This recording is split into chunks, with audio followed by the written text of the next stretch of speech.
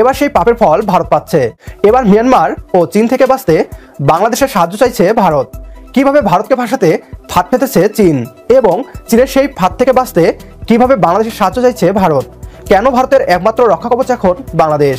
আপনার এই প্রশ্নগুলোর উত্তর জানতে হলে একটা দল, একটা টিম তারা আওলায় যায়।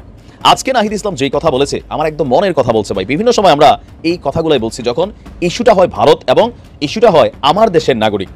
ফলে বাংলাদেশের পক্ষ থেকে ভারত সরকারকে তীব্র অসন্তোষ জানানো হয়েছে, আপনাদের সঙ্গে আমাদের সম্পর্ক থাকবে না। যে সংখ্যালঘুদের নিরাপত্তা আমাদের দায়িত্ব, ভারতের কিছু বলার নেই। নাহিদ ইসলাম আর একটা পাল্টা বিষয় উত্থাপন করেছে। ফ্যাসিস্ট শব্দটি বারবার উচ্চারণ করতে চায় না। এই পার্টির সমালোচনা হতেই থাকবে। কেন হবে? এর দুটো লজিক আছে। প্রথম কাজ হচ্ছে পরিবর্তনে খাপ খাওয়িয়ে না চললে আওয়ামী লীগের মতো ছিটকে পড়তে হবে। এর মানে তিনি জানেন বিএনপি যা শুরু করেছে আওয়ামী লীগের মতো ছিটকে পড়তে একটু সময় লাগবে না, কারণ আওয়ামী লীগের চাইতে আর বিএনপি বেশি শক্তিশালী নয় বা বড় ফ্যাসিস্ট নয়। আসসালামু আলাইকুম প্রিয় দর্শক শ্রোতা, নতুন একটা নিউজ ভিডিওতে জানাচ্ছি স্বাগতম। এইমাত্র পাওয়া তাজা এবং গরম খবর। আজকের এই ভিডিওতে আপনারা দেখতে চলেছেন অবশেষে কিন্তু নিজের ষড়যন্ত্রের কাছে নিজেই ভালোভাবে ফেসে গেছে নরেন্দ্র মোদী। সেই ভরসায় কিন্তু বাংলাদেশে এমনটা জানিয়েছে গণমাধ্যমে। আজকের এই ভিডিওতে বিস্তারিত এবং প্রমাণের মাধ্যমে সবকিছু দেখতে পারবেন। আশা রাখবো ভিডিওটি স্কিপ না করে সম্পূর্ণ দেখবেন, তাহলেই সবকিছু বুঝতে পারবেন। সেই সাথে যে ভিডিওর অংশ বিশেষ দেখে এই ভিডিওগুলো শুরু করেছিলাম, সেই ভিডিওগুলো আপনারা বিস্তারিতর মাধ্যমে একের পর এক ধাপে ধাপে দেখতে পারবেন। আমি আর বেশি কথা বাড়াতে চাচ্ছি না, আপনাদের বিস্তারিত ভিডিও দিয়ে নিয়ে যাবো। তার আগে ছোট্ট রিকোয়েস্ট, যারা এরকম ভিডিও পেতে পছন্দ করেন অবশ্যই চ্যানেলটি সাবস্ক্রাইব করে দিয়ে আমাদের সাথেই থাকবেন। সম্মানিত দর্শক শ্রোতা, চলুন তাহলে এই ভিডিওতে একটি লাইক করে বিস্তারিত ভিডিওটি মোবাইল স্ক্রিন থেকে ধারাবাহিকভাবে একের পর এক দেখে আসি। এই সমন্বয়কদের মধ্যে শান্ত বা খুবই তীক্ষ্ণ বুদ্ধির অধিকারী যে ছেলেটা, এই ছেলেটার নাম হচ্ছে নাহিদ ইসলাম। খুব বেশি মানে হাইপার হন না, কথাবার্তার মধ্যে যথেষ্ট ধীর শান্ত, বাট যেই কথাগুলো বলেন এক একটা কথায় পুরো একটা রাজ্য, একটা দল, একটা টিম তারা আওলায় যায়। আজকে নাহিদ ইসলাম যেই কথা বলেছে আমার একদম মনের কথা বলছে ভাই। বিভিন্ন সময় আমরা এই কথাগুলোই বলছি যখন ইস্যুটা হয় ভারত এবং ইস্যুটা হয় আমার দেশের নাগরিক। আমার দেশের নাগরিক বলতে হিন্দু হোক, মুসলিম হোক, কে কোন দল করি ডাজেন্ট ফ্যাক্ট, আমরা সবাই বাংলাদেশের নাগরিক। আমরা লড়াই করব, আমরা ঝগড়া করব, আমরা রাজপথে যাব, আমরা আবার পরের দিন মিলা যাব। কিন্তু এই ইস্যুকে কেন্দ্র করে ওই ভারত থেকে ভারতের মন্ত্রীরা কখনো চট্টগ্রাম দখলের চিন্তা, কখনো বান্দরবনের দিকে ফোকাস, কখনো বাংলাদেশের সেনাবাহিনী পাঠানোর পরিকল্পনা, হিন্দুদের নিরাপত্তা ইস্যুতে এই যে ভারতের মানুষের সামনে একটা রাজনৈতিক একটা প্ল্যাটফর্ম তৈরি করেছে রিলিজিয়াস পয়েন্ট অফ ভিউতে। আমরা যেমন ধরেন ফিলিস্তিনে যখন মুসলিমরা এই ঘটনার শিকার হচ্ছে আমরা কথা বলতেছি, কেন আমি মুসলিম ওই মানুষটা মুসলিম। তদ্রুপ ভারতীয় মিডিয়ায় বাংলাদেশকে নিয়ে যে ভুলভাল বিভিন্ন রকম তথ্য দেওয়া হয়, বিভিন্ন পুরান ফুটেজ টুটেজ এগুলোর নগদ বেলা চালাই দেওয়া হয়, তো ভারতের হিন্দু মানুষদের মনে এটা ফিল হয়, আরে দেখো বাংলাদেশে হিন্দুদেরকে কী পরিমাণ নির্যাতন করা হচ্ছে। কিন্তু একটা মেইন স্ট্রিম টেলিভিশন মিডিয়া যখন এই মিথ্যা তথ্য দেয় তখন তো মানুষ একটা গুজবটা আর ধরতে পারে না। তো এরকম নানান ইস্যু নিয়ে গতকালকে নাহিদ যে বক্তব্য দিয়েছে আমি তাকে ধন্যবাদ জানাই। আ leader should be like that, এরকম হইতে হবে, ম্যাম করা যাবে না যখন রাষ্ট্র নিয়ে কথা হচ্ছে। বিবিসিকে একটা সাক্ষাৎকার দিয়েছে নাহিদ, সেখানে প্রথম খুবই গুরুত্বপূর্ণ প্রশ্নটা ছিল ভারত আপনাদের সংখ্যালঘুদের সুরক্ষার বিষয়ে বারবার কথা বলছে, বিষয়টি আপনি কিভাবে দেখছেন? তো নাহিদের এই জবাবটা আমার খুবই পছন্দ হয়েছে। নাহিদ বলছে এখানকার সংখ্যালঘুরা আমাদের নাগরিক, তাদের নিরাপত্তা দেওয়া আমাদের দায়িত্ব। এই বিষয়ে ভারতের কিছু বলার দরকার নেই, যেটা নিয়ে ভারতের বলা প্রয়োজন সেটা হলো জুলাই আগস্টের সংগঠিত গণহত্যা। তো এখানে নাহিদ চাইলে আরও একটা লাইন যোগ করতে পারতো, সম্ভবত তার পজিশন থেকে সেই কথাটা বলে নাই যে তোমরা আমার দেশের সংখ্যালঘু নিয়ে চিন্তা করো, আরে তোমার দেশে যে 20 কোটি মুসলিম আছে তোমরা তাদের কি পরিমাণ রাইটস দিচ্ছ ধর্মীয়। আমাদের রাষ্ট্র, আমাদের সরকার, আমাদের জনগণ যেভাবে আমরা পলিটিক্যাল পয়েন্ট অফ ভিউর বাহিরে দেখেন রাজনৈতিকভাবে আপনি জয় বাংলা, বাংলাদেশ জিন্দাবাদ এই স্লোগান, ভবিষ্যতে জামাতেরও এখন হিন্দু টিম হয়েছে, আপনি এখন জামাত, হিন্দু মানুষ জামাত করছেন, তো কালকে ধরেন আওয়ামী লীগ ক্ষমতা দিলে আপনারা তখন মারবে, তখন আপনি বলবেন যে কি ভাই আমি হিন্দু আমার মারতেছে, এটা আওয়ামী লীগ এসে সংখ্যালঘু নির্যাতন করতেছে। ন, এতদিন যারা হিন্দুদের মধ্যে আওয়ামী লীগ করছে, জয় বাংলা করছে, তারা এখন নির্যাতনের শিকার হচ্ছে, সেম টু সেম মুসলমানও তো হচ্ছে, ওটা নিয়ে তো কেউ কথা বলছে না। বিষয়গুলো কিন্তু এরকম। তো নাহিদ এই লাইনটা যোগ দিলেও পারতো যে তুমি তোমার দেশে সংখ্যালঘুদের নিরাপত্তার জন্য কি করেছো, কিন্তু নাহিদ যতটুকু বলছে ফাইন আর একটু বলতে হবে। তো নাহিদ ওইটা বললো যে এখানে এই প্রশ্ন করা যেতে পারে বাংলাদেশের বর্তমান চ্যালেঞ্জ মোকাবেলায় ভারত আসলে কি ধরনের সাহায্য করতে পারে, এই বিষয়ে কথা বলা প্রয়োজন। আরও বলতে চাই ভারতীয় গণমাধ্যম আমাদের সরকারকে নিয়ে ভুলভাল সংবাদ প্রচার করছে, ভারতের উচিত এই বিষয়ে একটা সীমা টানা। আমরা চাই তথ্যের ভিত্তিতে আলোচনা হোক। তো এখানে আপনার আচ্ছা আমি যদি দেখি এখানে অনেকগুলো বক্তব্য ছিল, বাট সংখ্যালঘুরা বলছে কথা হয়েছে কিন্তু পর্যাপ্ত ব্যবস্থা নেওয়া হয়নি। মানে নাহিদকে প্রশ্ন, তিনি বলছেন যে আমি তো বলবো অন্য কোনো সরকার সংখ্যালঘুদের সঙ্গে এত ঘনিষ্ঠভাবে কাজ করেনি যে আমরা গত 3 মাসে করেছি। তাদের উপর থেকে সংখ্যালঘুদের আস্থা কমে গিয়েছিল আগের সরকারগুলোর উপর। আমাদের এসব ঠিক করতে হবে। তো যাই হোক, এখানে অনেক ধরনের বক্তব্য ছিল। আমি বারবার বলি, ভারত যখন বাংলাদেশ ইস্যুতে সংখ্যালঘু কার্ডটা খেলতে চায়, সরকারে যেই থাকেন তাদের উচিত এটা নিয়ে কড়া ভাষায় একটা জবাব দেওয়া। তোমার দেশে সংখ্যালঘুদের তুমি কি খবর রাখছো? তোমার দেশের সংখ্যালঘুদের নিয়ে বারাক ওবামা, মার্কিন যুক্তরাষ্ট্রের সাবেক প্রেসিডেন্ট, তিনি বক্তব্য দিচ্ছেন।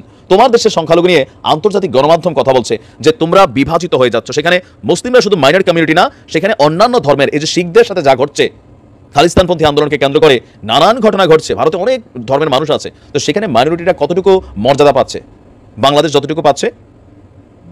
আমার মনে হয় যে নাহিদ আরেকটু শক্ত ভাষায় ভবিষ্যতে জবাব দিবে। অথচ এই ইস্যুতে কোনো আপোষ নাই। আমরা বাংলাদেশের মানুষ, দলমত নির্বিশেষে বাঙালি, একসাথে থাকমু, খামু, ঘুমামো, আমরা একসাথে গুটাগুটি করবো, তারপর আবার ভালো হয়ে যাবো, দেশের প্রয়োজনে সবাই এক হয়ে যাবো।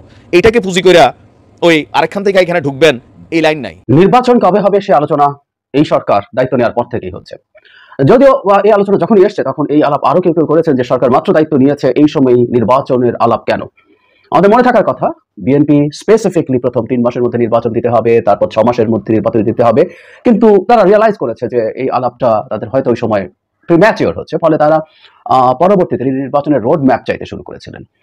ডক্টর ইউনূস সম্প্রতি আজারবাইজানে গেছেন জলবায়ু সম্মেলনে, সেখানে একটা সংবাদ সংস্থার সাথে সাক্ষাৎকারে নির্বাচন সম্পর্কে কয়েকটা কথা বলেছেন। সেটাকে আমরা কিভাবে দেখবো সেটা একটু বোঝা দরকার আছে, এবং তিনি এই কথাগুলো যে প্রেক্ষাপটে বলেছেন সেই প্রেক্ষাপটও এখন ভাইটাল। তিনি বলছেন, আমরা হলাম অন্তর্বর্তী সরকার, আর তাই মেয়াদকাল যতটা সম্ভব সংক্ষিপ্ত হওয়া উচিত। একদম খুব স্পষ্টভাবে বলা হয়েছে। তিনি আরো বলেন, যেভাবে প্রতিশ্রুতি দেওয়া হয়েছে সেভাবেই একটি অবাধ এবং নিরপেক্ষ নির্বাচন আয়োজন করা হবে। উনি বলেন, কত দ্রুত নির্বাচন অনুষ্ঠিত হবে সেটি নির্ভর করবে কত দ্রুত গণতান্ত্রিক সংস্কার করা হচ্ছে তার উপর। এর জন্য দ্রুততার সাথে একটি মতৈক্য তৈরির আশা করছেন বলেও তিনি জানান। আমি এই জায়গাটুকু, উনি আরো অন্যান্য অনেক কথা বলেছেন, জলবায়ু ইস্যুতে কথা বলেছেন, এটা এক্সক্লুসিভ একটা জলবায়ু সম্মেলন ছিল। তো সেটার বাদ দিয়েও যদি নির্বাচনের প্রেক্ষাপটটা একটু নতুন আছে বলে আমরা মনে করি।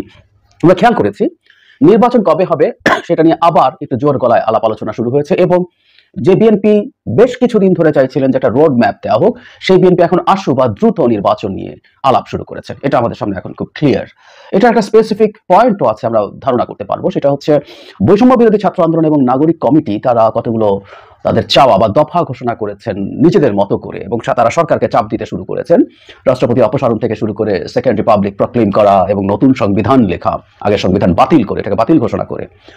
এই ঘটনার পর থেকে বিএনপি খুব জোরে দ্রুত নির্বাচনের দাবি আবার শুরু করছে। সো এই প্রেক্ষাপটে এই প্রধান উপদেষ্টা এই বক্তব্যটা দিয়েছেন, আমরা ধারণা করতে পারি।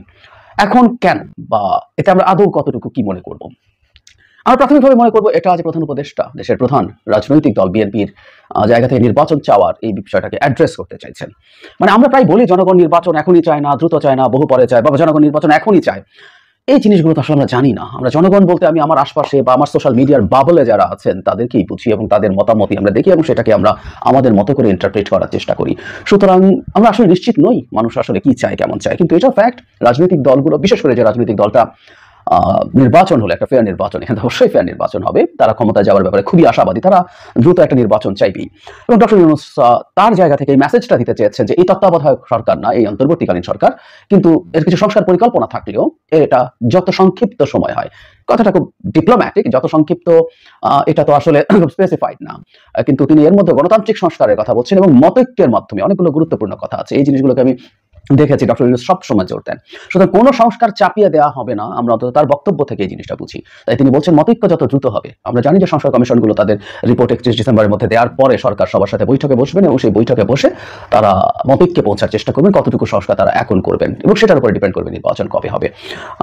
তাতে কিছু যদি কিন্তু তো আছেই, কিন্তু তিনি তার জায়গা থেকে এটা নিশ্চিত করতে চাইছেন, কারণ এই ধরনের একটা সমালোচনা বা ধারণা কারো কারো মধ্যে আছে যে এই অন্তর্বর্তীকালীন সরকারের কেউ কেউ আছেন যারা এই সরকারটাকে দূরে টেনে নিয়ে যেতে চান, এবং সংস্কার বা অন্যান্য অজুহাতে তারা এটাকে অজুহাত মনে করছেন, এই অজুহাতে তারা এই ক্ষমতা থেকে যেতে চান, এবং এটার জন্য শুধু সরকারের ভেতরে না, সরকারের বাইরে থেকেও অনেকের এক ধরনের উস্কানি আছে। ফলে যেটা দাঁড়ালো যে সরকারের দিক থেকে এই জিনিসটা ক্ল্যারিফাই করা জরুরি ছিল যে তারা, সরকার প্রধান যখন বলছেন যে তারা অনাবশ্যক কোনো সময় থাকতে চান না, এবং অন্তর্বর্তীকালীন সরকারের মেয়াদ যতটা সম্ভব সংক্ষিপ্ত হওয়া দরকার, এটা হচ্ছে তার নিজস্ব চিন্তা। সো আমরা তাকে এই ব্যাপার নিয়ে বলবো সেটা হচ্ছে সরকারের অবস্থানটা ক্লিয়ার হয়েছে মোটামুটি, যদিও অ্যাম্বিগুইটি আছে, কিন্তু 100 দিন যাওয়ার পর আমার মনে হয় এবার যখন একটা ক্লিয়ার রোড ম্যাপ, মানে সরকারকে আসলে এবার স্পষ্ট একটা টাইম ফ্রেম দেওয়া দরকার আছে। টাইম ফ্রেম আসলে আরেকটা কারণেও জরুরি, এটা মনে রাখা দরকার। সেটা হলো প্রত্যেকটা রাজনৈতিক দল যারা ভবিষ্যতে বাংলাদেশ শাসন করবে, একটা দেশ গণতান্ত্রিক দলগুলো, রাজনৈতিক দলগুলো শাসন করবে, এটাই নিয়ম। তারা ভুল করতে পারে, তারা খারাপ চালাতে পারে, কিন্তু গণতন্ত্রের কথা যদি আমরা বলি তাহলে একটা গণতন্ত্র এভাবেই চলে, আর কোনো অল্টারনেটিভ নাই। সুতরাং তাদের নিজস্ব পরিকল্পনার ব্যাপার আছে। যে কোনো দল যারা ক্ষমতায় যেতে পারে, যারা পারে না, যেই হোক না কেন, প্রত্যেকে তারা নির্বাচনকে ঘিরে তার পরিকল্পনা, সেটা সময় দেখতে চায়, তাত্ত্বিকভাবে হচ্ছে সময়টা যদি বেশিও হয়, সেই বেশি সময়টাও তার জানা দরকার আছে, এই সময়টাতে সে কিভাবে কি করবে। সুতরাং দলগুলোর পরিকল্পনার জন্য এটা জরুরি হয়ে পড়ছে বলে আমি মনে করি। আমি আশা করি সরকার 100 দিন পার হওয়ার পর নিজেদের মধ্যে বসবেন এবং তারা আসলে আরো স্পেসিফিক সময় দেওয়ার একটা চিন্তা ভাবনা করবেন। আমি জানি সংস্কার প্রস্তাবের পর আলোচনার ভিত্তিতে সেটি ঠিক হওয়ার কথা, কিন্তু মোটামুটি তারা এখনই রাজনৈতিক দলগুলোর সাথে একটু যোগাযোগ বাড়ানো এবং তাদের মোটামুটি একটা ধারণা তৈরি করা এবং সেটার আভাস, পুরোপুরি স্পেসিফিক ডেট না দিলেও একটা আভাস তাদের নির্বাচন নিয়ে দেওয়া শুরু করা দরকার। কারণ নির্বাচনের ডেট এবং কবে নির্বাচন হচ্ছে এটা নিয়ে একটা অস্থিরতার শঙ্কা আমরা উড়িয়ে দিতে পারি না। কেউ চাইছেন, এমনকি রাজনৈতিক দলের মধ্যে কেউ কেউ আবার এই ব্যাপারে দ্বিমত প্রকাশ করছেন যে সরকার অনেক বেশি সময়ও থাকা উচিত। প্রত্যেকে তার রাজনৈতিক হিসাব আছে। সুতরাং এই হিসাব নিয়ে যদি মাঠের রাজনৈতিক দলগুলো নেমে পড়ে, এটাই সরকারের জন্য সামাল দেওয়া কঠিন হবে। সুতরাং সরকারের প্রোঅ্যাক্টিভলি এই ব্যাপারটাকে ডিল করা দরকার এবং আরো বেশ খানিকটা স্পেসিফিক তথ্য তাদের খুব বেশি সময় নেওয়া উচিত না। ফলে আমি 5ই আগস্ট থেকে যা যা বলছিলাম ঠিক তাই ঘটতেছে। আমি কি বলছিলাম? 1 নাম্বার, ছাত্র উপদেষ্টা নেওয়াটা ভালো কাজ হয়েছে, আরো বেশি নেওয়া উচিত ছিল। ছাত্রদের মিনিস্ট্রিগুলো ভালো ফাংশন করতেছে, সত্য কিনা বলেন? শুনেন আমি কি বলছিলাম। অনেকের রিজার্ভেশন আছে ছাত্রদের উপদেষ্টা পরিষদে নেওয়ার ক্ষেত্রে। আমি মনে করি যে এইটা একটা পজিটিভ কাজ হয়েছে এবং এটা একটা ইন্টারেস্টিং এক্সারসাইজ হয়েছে। এটার জন্য আমি অভিনন্দন জানাই। এই এক্সপেরিমেন্ট যদি সফল হয় তাহলে বাংলাদেশের রাজনীতির চেহারা কিন্তু পাল্টে যাবে। এক্সারসাইজটা খুব ভালো হয়েছে। এক্সপেরিমেন্টটা সফল হলে তরুণদের ব্যাপকভাবে রাজনীতিতে আকৃষ্ট করা যাবে এবং আমি মনে করি এই এক্সপেরিমেন্ট সফল হবে। 2 নাম্বার, বেশিরভাগ উপদেষ্টা অপদার্থ, এরা কোনো রেজাল্ট ডেলিভার করতে পারবে না। কথা সত্য কিনা বলেন? অপদার্থ এবং অথর্ব, জরাজীর্ণ, জীর্ণ শীর্ণ, বুইরা খাটাস। কেউ তাদের চাকরি দিত কিনা বলেন? কোন প্রতিষ্ঠানে তারা চাকরি পেতো? বুড়াগুলার হাইপার টেনশন, ডায়াবেটিস, কেউ দেখেন অ্যাডাল্ট ডায়াপার পরে পেশাব ধরে রাখতে পারে না, প্রোস্টেটের প্রবলেম। মহিলাদের কথা আর কইলাম না। যাই হোক, 3 নাম্বার, অস্বচ্ছ প্রক্রিয়া, ব্যক্তিগত পছন্দ অপছন্দের উপর ভিত্তি কইরা উপদেষ্টা পরিষদ গঠিত হয়েছে এবং যে সমস্ত নিয়োগগুলো হইতেছে সেগুলো তাই। আমি আর কইলাম না, নাম ধইরা তিক্ততা তৈরি করতেছি না, আর অনেক তিক্ততা তৈরি করছি, আর করবো না। 4 নাম্বার, সুপ্র একটা সমস্যা, এটা না সরাইলে ঝামেলা হবে, ছাত্ররা কলে বুঝতে পারে। ওয়াকার একটা ঝামেলা, সে বিকল্প ক্ষমতা কেন্দ্র তৈরি করতেছে। আপনি তো দেখছেন সামিও এটা নিয়ে লিখছে। আগে কলে আমি যখন কইছিলাম তখন সামি আমার উল্টা লিখছিল, দেখেছেন? 6 নাম্বার, আমি বলছিলাম এই সরকার জনপ্রিয়তা হারাইবে, হারাইতেছে। 7 নাম্বার, আমি বলছিলাম ছাত্ররা জনপ্রিয়তা হারাইবে, হইছে। 8 নাম্বার, আমি বলছিলাম আওয়ামী লীগ ফিরে আসার চেষ্টা করবে, নানা জায়গায় ঝামেলা করবে, করছে। এর কারণ কি? কারণ হইতেছে বিপ্লব ওই প্রথম দিনেই বেহাত হয়ে গেছে। বিড়াল মারতে হয় প্রথম রাতেই। আর এই বেহাত করার 2 কারিগর হইতেছে ওয়াকার আর আসিফ নজরুল। ওয়াকার তো বিপ্লবের স্টেক হোল্ডার না, কিন্তু আসিফ নজরুল নিজের হাতে পুরো জিনিসটা ধ্বংস করে দিয়েছে, মনের মাধুরী মিশায় ধ্বংস করেছে আর কি। আমি আজ বলতেছি, মিলাই নেন, আজ থেকে 20 বছর পরে আসিফ নজরুল এই বিপ্লবের ভিলেন হিসাবে পরিচিতি পাবে। আজকে সেজন্য সিল মারলাম না, আপনারা মাইরা নিয়েন 20 বছর পরে, সিলটা সেদিনই মাইরেন। আসিফ নজরুল পুরো বিজয়টাকে বাঙ্গু এলিটদের হাতে তুলে দিছে, তার প্রিয় প্রথম আলো, ডেইলি স্টার এই গ্রুপের কাছে। তাই বসিরারা উপদেষ্টা হয়, যারা daily star business person of the year পুরস্কার দেয়। ফারুকি, যারে নিয়ে প্রথম আলো কয়েকদিন আগে একটা বিশাল স্টোরি ফান্দে উপদেষ্টা হওয়ার আগে, এটা দেখানোর জন্য যে সে এই কালচারাল এরিয়া কন্ট্রোল করে। এখানে কালচারাল এরিয়ায় যারা শেঠ তারা সব তার ভাই বেড়াদার, এবং ভাই বেড়াদার বলে একটা গ্রুপ আছে, সেটা ফারুকির গ্রুপের ওই সোবিয়াল গ্রুপের লোকজন যারা ফারুকির সাথে কাজ করেছিল, বুঝছাও? ফারুকিরা নিয়ে যখন চারিদিকে হাউকাউ লেগে গেছে, তখন ফারুকিরা অভিনন্দন জানায় কে কি কইতেছে তাই নিয়ে প্রথম আলো নিউজ করেছে, দেখেছাও? এত কর কইবি তো, তোর নয়া পাল গজাইছে, আয়নায় তো দেখবই। কিন্তু ফারুকির নিয়োগ নিয়ে জনমানুষের মনে যে বিক্ষোভ, তার নিউজ দেখেছেন প্রথম আলো, ডেইলি স্টার, কোথাও দেখেন নাই। এইভাবে আপনার কণ্ঠস্বরকে সে নাই করে দেয়, চাইপা ধরে, বুঝছাও? এটাই হইতেছে প্রথম আলো, এটাই হইতেছে ডেইলি স্টার। তারিখটা দেখান ডেইলি এডিটর সাহেব। এবার দেখেছেন তো, বুঝছেন তো যে ফারুকির এইটা, বশিরের এটা প্রথম আলো ডেইলি স্টার গ্রুপের একটা concerted effort, very meticulous plan, বুঝছাও? তারপরে কি হয়েছে? আর একটা কাম হয়েছে। কামটা কি? গোলাম মুর্তজা ওয়াশিংটন আর আকবর হোসেন লন্ডনে স্পেস মিনিস্টার পদে যাইতেছে, নিয়োগ পাইছে, 2 ডেইলি স্টার। এখন আমার ক্ষুদ্র ভাতার ভগিনীরা কইবে যে দাদার মাথাটা গেছে, সব জায়গায় খালি ডেইলি স্টার দেখেন। গোলাম মুর্তজা না ডেইলি স্টার বুঝলাম, আকবর কেমনে ডেইলি স্টার? ওই তো বিবিসি, তাই না? আমার ক্ষুদ্র ভাতা এবং ভগিনীরা, ওরা যে এই পুকুরে সাঁতার কাটে না, আমি সেই পুকুরে সিল। এই যে দেখেন, বিবিসিতে যাওয়ার আগে ওই ডেইলি স্টারে ছিল আকবর, বুঝছাও? পশ্চিমে গরুর খামারে পাশায় ছাপা দিয়ে দিত, গরুর মার্কার জন্য। বাঙ্গু এলিট হইতে এলে পাশায় ডেইলি স্টার আর প্রথম আলো ছাপ্পা থাকা জরুরি। আচ্ছা, এডিটর সাহেব, এরপর থেকে যত বাঙ্গু এলিট পাইবেন না, তার পাশার ছবি যদি পান, উঠি সিল মারবেন একেবারে, ডেইলি স্টার প্রথম আলো, জাউরা সিল বাদ, এখন ডেইলি স্টার প্রথম আলো সিল মেরে দেবো পাশায়। আমাদের এই বিজয়ের ফর ভোগ করতেছে ডেইলি স্টারের সাংবাদিক, যেই ডেইলি স্টার ছাত্রদের দুষ্কৃতিকারী বলছিল, আর তাদের নির্মূল করতে হাসিনাকে সাহায্য করবে বলছিল। এই যে দেখেন, মাহফুজা নাম নিজে লিখেছিল। সেই ডেইলি স্টারের সাংবাদিক ছাড়া আমাদের পররাষ্ট্র মন্ত্রণালয় সাংবাদিক খুঁজে পায় না। তবে অবশ্য সুপারিশ করেছিল নাহিদ, হাঙ্গের প্রিয় নাহিদ ছাত্রটা। এই মাহফুজা নাম 7 সেপ্টেম্বর প্রফেসর ইউনূসের সাথে সাক্ষাৎ করে বলছিল 3 বছর পর্যন্ত প্রফেসর ইউনূস সাক্ষাৎ কথা সুপারিশ করেছিল। দেখেন, প্রগতিশীল বিএনপি তো ডেইলি স্টারকে হেভি সাপোর্ট দিতেছে, তো তারে ধরে না কেন? 3 বছর থাকার সার্টিফিকেট যে দিছিল তখন ধরবে না কলে? তখন ওদের সমস্ত পৌরুষ পতায়া যাবে। প্রগতিশীল বিএনপি, প্রগতিশীল তো ওদের সবসময় কলিকাতা হারবার লাগে আর কি, বুঝছাও। এইবার আসেন আসিফ নজরুল প্রসঙ্গে আর একটা বিষয় আসি। মাঝে এটা আগেই ধরবো ভাবিছিলাম, কিন্তু ওই যে জেনেভার যে ঝাড়ি খেয়েছে না, ওইটার জন্য একটু কয়েকদিন রিলিজ দিছিলাম। তবে আসিফ নজরুল কয়ে রাখি, ওইটার প্রতিশোধ করলে আমি নিমো। ওইটা ওই যে আপনারা যেটা করেছিল না, ওটা প্রতিশোধ আমি নিমো। আমি প্ল্যানিং হচ্ছে। যাই হোক, ওইটা পরে আসিছি।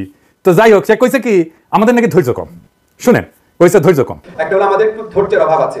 আমি ফাহাম আব্দুল সালামের একটা অসাধারণ স্ট্যাটাস দেখলাম। তার স্ট্যাটাসে সে লিখেছে, দুঃসময় আমরা বছরের পর বছর অপেক্ষা করি, ধৈর্য ধরি। 16টা বছর এই দেশের 90% মানুষ ধৈর্য ধরে বসেছিল, কারোর মধ্যে যন্ত্রণা দেখি নাই, অনেকের মধ্যেই দেখি নাই। তো তখন এত ধৈর্য ছিল আমাদের, এত এরকম একটা ফ্যাসিস্ট রেজিমকে বছরের পর বছর আমরা ধৈর্য ধরে অপেক্ষা করলাম। এখন আমাদের একটু ধৈর্যটা একটু রাখতে হবে। আসিফ নজরুলের ভাগ্য আসলেই ভালো যে আমি উপদেষ্টাদের গালি দিব না প্রতিশ্রুতি দিছি, নাইলে এমন একটা গালি দিতাম না। আজকে গালির দুঃখে বাসায় গিয়া বালিশ বুককে কাঁদতে সারাদিন। আচ্ছা বলেন তো, সে কইল ধৈর্য কম। আমরা কোন জিনিস চাইয়া অধৈর্য হয়েছি কন্ত? এই উপদেষ্টারা গালি খাইছে কি জন্যে বলেন তো? আমি কয়া দিই, আসেন দেখি গালি খায় কি জন্যে। গালি খায় আহতদের চিকিৎসা না করা নিয়ে। আজ আহত ছাত্রদের উপর দিয়া গাড়ি চালাই দিছে স্বাস্থ্য উপদেষ্টা। শোনেন, আমার বানানো কথা না, শোনেন আহত ছাত্রের কাছেই শোনেন, উচিত ছিল শোনেন ওর কাছেই। রোগী দেখতে আসছে, ওনার কথা ছিল মানে এখানে যারা বৈষম্যদের ছাত্র আন্দোলনের রোগী ছিল তাদেরকে প্রত্যেকে মানে দেখবেন, দেখে মানে তাদের চিকিৎসা যদি আরেকটু উন্নত মানে ভালো হয় তাহলে তাকে বাইরে পাঠানোর কথা বলা হবে। আর যাদেরকে এখানে ট্রিটমেন্ট করানো যায় তাদের এখানে একটু ভালোভাবে মানে ডাক্তার করে মানে চিকিৎসাটা করবে। কিন্তু সেক্ষেত্রে মানে উনি আসার পরে উনি মানে আপনার 5 থেকে 6 জন রোগী দেখছে। রোগী দেখার পরে উনি চলে যাইতেছেন। আর মানে উনি আসছেন আপনার এই চারতলায় এয়ার কে জল মানে চারতলায় আসছেন। চারতলায় আমাদের এই রোগী দেখতে আসছেন। 3 তলায় আমাদের বৈষম্যদের ছাত্র রোগী আসছেন, ওই ফ্লোরেও যাওয়া হয়নি। পরে আমরা চলে যেতেছি, তারপরে আমরা কয়েকজন মিলে নিচে নামছি মানে তার সাথে কথা বলার জন্য। তো ম্যাম আপনি আসছেন, আসার পরে আপনি 4-5 জন রোগী থেকে চলে যেতেছেন, তাহলে আমরা কি করছি? আমরা তো বৈষম্যদের ছাত্র আন্দোলন। আমার আচ্ছা আমি আপনার একদিন থেকে যে আমার হাত, এই হাতটা আমার এখনো মুভমেন্ট হয় না। আমার হাতে মানে এই ভিতরে যা মানে আঙ্গুলগুলো সব একবারে মানে ফুটে গেছে, ভিতরে হাড়গুলো মানে ভিতরে সব ফুটে গেছে। পরে মানে ওনার কাছে যাওয়ার পরে মানে উনি আমাদেরকে কোনো পাত্তা দিল না, উনি চলে গেছেন। তারপরে আমরা বাধ্য হয়ে ওনার গাড়ি আটকানোর চেষ্টা করছি। গাড়ি আটকানোর চেষ্টা কেন করলাম? তাহলে আমাদের 3 জনকে গাড়ি চাপা দিচ্ছে। আমার গাড়ি চাপা দিয়ে আমার একবারে এই গলায় গাড়ি চাপা নিয়ে আসছে। আরেক ভাইয়ের আহত ভাই, ওনার পায়ে গুলি লাগছে, ওই ভাইয়ের পায়ে গাড়ি তুলে দিচ্ছে। আর মানে এরকম আমাদের 3 জনকে এরকমটা করা হয়েছে। কিন্তু আসলে আমরা তো বৈষম্যবিরোধী ছাত্র আন্দোলনে আহত হয়েছি, মানে উনি তো আমাদেরকে কোনো পাত্তা দেয়নি। মানে আমরা মনে করেন রাস্তা দিয়ে ফুটপাতে মানে মানুষ যেরকম ব্যবহার করেছে, আমরা তার কাছ থেকে একই ব্যবহারটা পাইছি। দেখেন ওর হাতের কি অবস্থা হয়েছে গুলিটা, দেখেন। আর কি জন্য রাগি, আর কি জন্য গালাগালি করিয়ে গেলে। এই যে সামে কাটা মজুমদারদের দিয়ে জনপ্রশাসন চালায়, তাই না? সামে কাটা মজুমদাররা কে নিছে উপদেষ্টা পরিষদ? ওক নাও লাগবে কে? এই বুড়া খাটাস গুলার মন্ত্রিসভায় আনা, এটা নিয়ে গেলে, তাই না? আর পিছে মুজিবের ছবি লাগা অফিস করা, প্রত্যেকটা তো করিচ্ছে। আজিম নজরুল নিজেও করিছে। আজিম নজরুলের সমালোচনা করছে যে জামিল শিল্পকলা একাডেমির ডিরেক্টর বানাইছে সেই জন্য। এর ধৈর্য ধরার কি আছে? তাতে কাম করে, আমরা প্রতিক্রিয়া দেখাই। তো প্রথম আলো ডেইলি স্টারের কাছে পাশা বর্গা দেয়, সেই জন্য গালাগালি করি। জামিল আহমদকে শিল্পকলা বসাইছে, ওটা সরাইনি। প্রথম আলো ডেইলি স্টারের সুপারিশে ফারুকিয়ার বসিতে উপদেষ্টা বানিয়েছে, গালি খাচ্ছে। আর কি বলছি যে আপনারা কোনো স্টেক হোল্ডারদের সাথে কথা বলেন না, আমরা সাহায্য করতে চাইলেও সেটা নেন না। এই তো মানে যে কোনো সরকার চালাইতে হলে তো স্টেক হোল্ডারদের সাথে কথা বলতে হয়। এটা শুধু অন্তর্বর্তীকালীন সরকার না, বা আমরা বিপ্লবের সাথে ছিলাম সেই জন্য না, যে কোনো সরকারকে স্টেক হোল্ডারদের সাথে কথা বলতে হয়। এটা সরকার চালানোর একটা বেসিক ফাংশন। আর কিছু নিয়ে বলছি কই আমরা ধৈর্য হারা হইলাম? আপনারা একটা ফাউল করেন আর আমরা প্রতিক্রিয়া দেখাই। এখনই হাসিনা স্টাইল শিখে গেছে, দেখেছেন?